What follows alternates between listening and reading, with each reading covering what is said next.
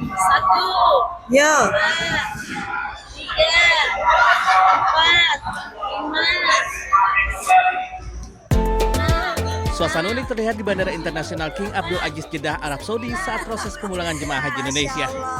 Sejumlah jemaah tampak sibuk mengenakan pakaian berlapis-lapis. Bahkan ada yang memakai hingga 9 lapis baju sekaligus.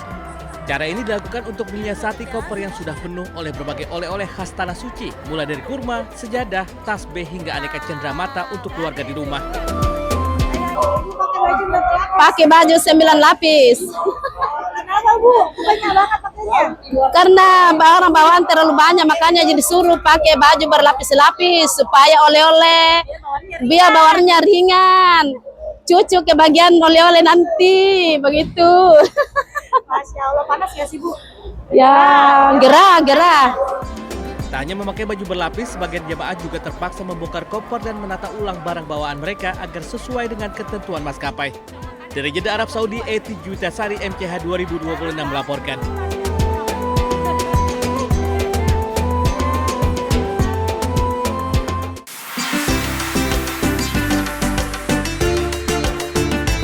Usai menyelesaikan seluruh rangkaian ibadah haji, jemaah menghabiskan waktu dengan mengunjungi destinasi wisata menarik, salah satunya ke Al-Hada Taif. Berwisata di kawasan Al-Hada sekitar 20 km dari pusat kota Taif, wisatawan dapat menikmati sensasi menyusuri pegunungan melalui kereta gantung yang menjadi ikon pariwisata daerah. Kereta gantung ini membentang sepanjang lebih dari 4 km, menghubungkan puncak Al-Hada dengan kawasan wisata Al-Kar yang berada di lembah di bawahnya. Selama perjalanan, penumpang disuguhi pemandangan tebing curam, jalan berliku pegunungan, serta hamparan alam hijau yang menyejukkan mata. Ya Allah pemirsa, indahnya pemandangan dari atas kereta gantung ini. Kita bisa melihat hamparan batu-batu, jalan raya, dari ketinggian yang cukup tinggi, membuat deg-degan juga. Jadi ini akan memakan waktu kurang lebih selama 30 menit untuk sampai ke titik pertama pemberangkatan tadi. Kita nikmati lagi pemandangannya pemirsa. Dari dalam gondola, wisatawan juga dapat melihat jalur lama yang dahulu menjadi rute perdagangan dan penghubung antara Taif dan kawasan sekitarnya. Untuk menikmati wahana ini, pengunjung dikenakan biaya sekitar 55 rial atau kurang lebih seharga Rp260.000. Kereta gantung Al-Hada kini menjadi salah satu daya tarik utama Taif. Dengan panorama pegunungan yang memukau dan udara yang sejuk, wajib dikunjungi saat berada di Arab Saudi. Dari Mekah, Arab Saudi, Eti Juitasari, MCH 2026 iNews melaporkan.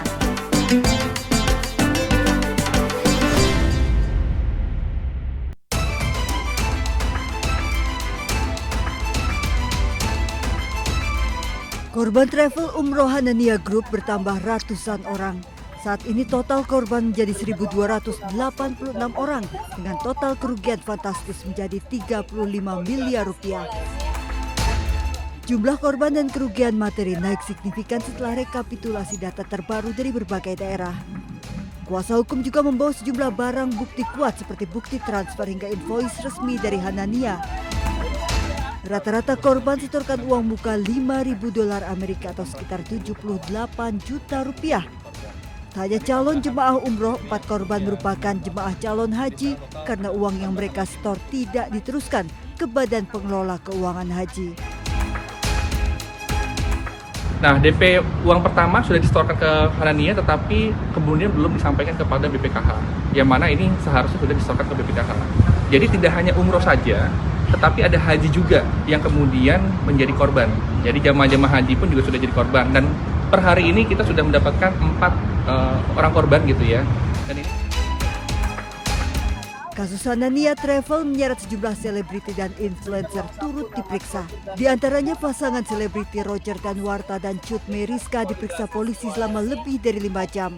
Komika Pras Teguh juga turut menjalani pemeriksaan sebelumnya terkait penipuan travel Hanania Group. Serta Muhammad Miftahuda alias Keanu Angelo dan pasutri artis Torik Halilintar dan Alia Masaid yang seluruhnya digunakan untuk ajang promosi. Di Jakarta, tim liputan iNews melaporkan.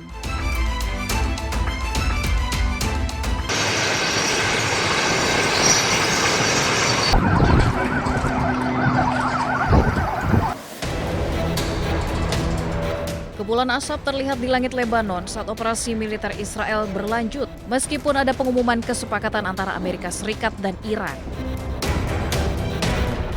Media Lebanon melaporkan bahwa Nabatiyeh dihujani tembakan artileri, sementara sebuah rudal kendali menghantam sekitar gedung guru di kota tersebut. Padahal dalam nota kesepakatan damai AS dengan Iran, Lebanon termasuk di dalamnya. مهمترین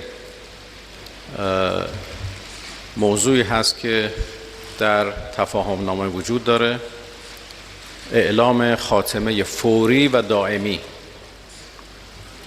جنگ در همه جبهه‌ها از جمله در لبنان به خاطر ارتباطی که جنگ در لبنان و تجاوز رژیم صهیونیستی به جنوب لبنان با جنگ با ایران پیدا کرد و این دو جبهه به همدیگه به نوعی پیوسته و وابسته شد از روز اول جمهوری اسلامی ایران خاتمه جنگ در لبنان رو از ملزومات خاتمه جنگ با ایران. Sepakat dengan Iran, Presiden AS Donald Trump juga mengkritik Israel yang terus melancarkan serangan terbaru mereka terhadap Lebanon. Presiden AS juga meminta Israel menghentikan serangan dan memberikan kewenangan menangkap pasukan Hizbullah kepada Suriah. And I'll tell you what, Israel's fighting Hezbollah too long and too many people are being killed.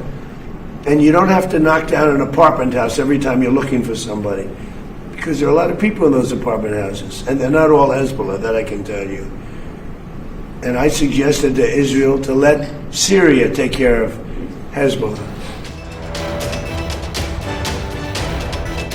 Selama ini Israel terus menyerang Lebanon dengan dalih untuk memusnahkan pasukan Hizbullah.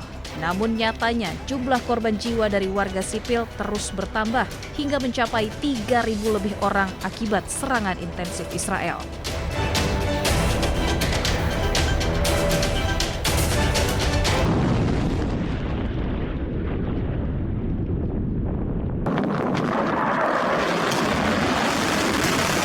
Perang antara Israel, Amerika Serikat, dan Iran memasuki tahap akhir. Kesepakatan damai akan ditandatangani pada Jumat mendatang. Amerika Serikat pun meminta Israel untuk tak lagi menyerang Iran dan Lebanon. Namun, kesepakatan ini memicu perpecahan dengan Israel. טוב, הנשיא טראמפ ואני מכירים אחד את השני הרבה שנים. הוא נשיא ארצות הברית, אני ראש ממשלת ישראל. אנחנו הרבה פעמים רואים עין בעין, ויש גם מקרים שאנחנו רואים פחות עין בעין. אני אחראי לאינטרסים הביטחוניים של ישראל, אני עומד עליהם, ואני רוצה להגיד לך איך עומדים עליהם. צריך לעמוד עליהם, לא בהתלהמות, לעשות את זה בתבונה, וזה דורש הרבה ניסיון והרבה תבונה, והרבה היכרות עם הזירה האמריקנית. צהריים טובים. למדינת ישראל אסור לקבל את הפסקת האש בין ארצות הברית לאיראן. אנחנו חייבים לפעול מתוך תודעה ברורה ובלתי מתפשרת. ביטחון אזרחי מדינת ישראל מעל הכל. מדינה ריבונית אינה קבלן ביצוע של שום מעצמה. היא אינה מחויבת להסכמים שסותמים את הגולל על היכולת שלה להגן על העם שלה. Israel pun hingga kini terus menyerang Lebanon. Mereka beralasan menargetkan pasukan Hizbullah yang berlindung di rumah-rumah warga di Lebanon Selatan. Israel berjanji akan terus menyerang Lebanon sampai Hizbullah menyerah.